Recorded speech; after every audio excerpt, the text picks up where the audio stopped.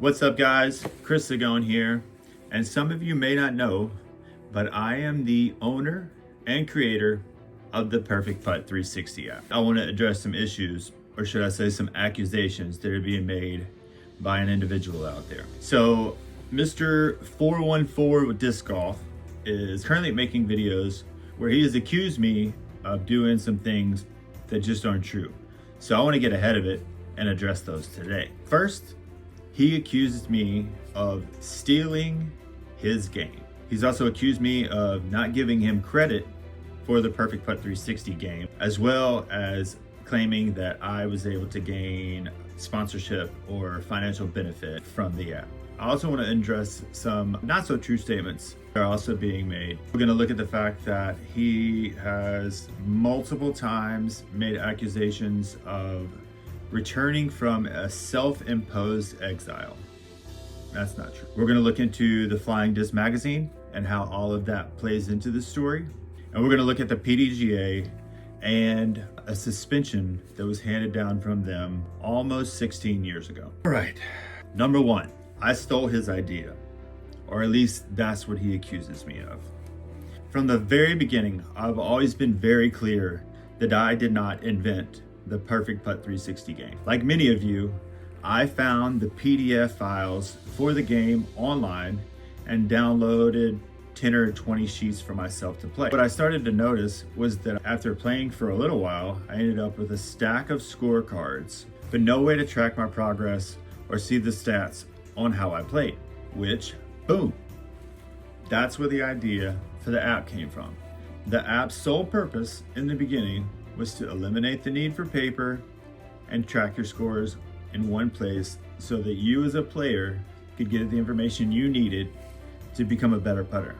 Accusation number two, I never gave him credit. In the very beginning, I made every attempt to find the original creator of the Perfect Putt 360 game, as you can see in an email from an elected PDGA official from 2015. I did that because I wanted to, number one, show them my project, and number two, attempt to work together on that. I also did that because I wanted to make sure I give them proper credit. And here's what came of those attempts.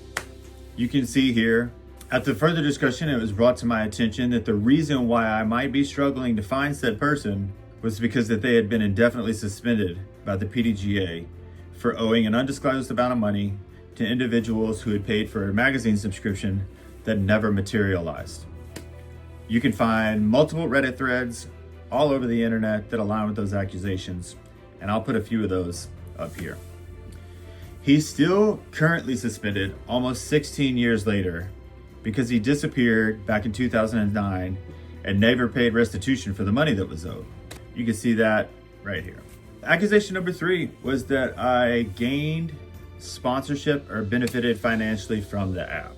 I have never obtained any sponsorship because of my affiliation with the PP360 app, and any financial gains that came from the sales of the downloads all went directly back to the players that I sponsored.